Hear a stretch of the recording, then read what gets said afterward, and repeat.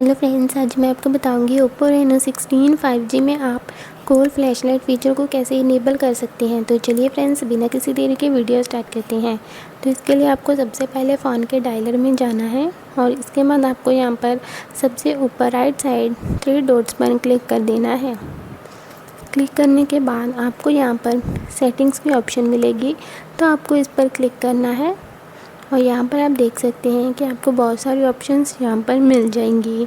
तो आपको यहाँ पर मोर सेटिंग्स के ऑप्शन पर क्लिक कर देना है।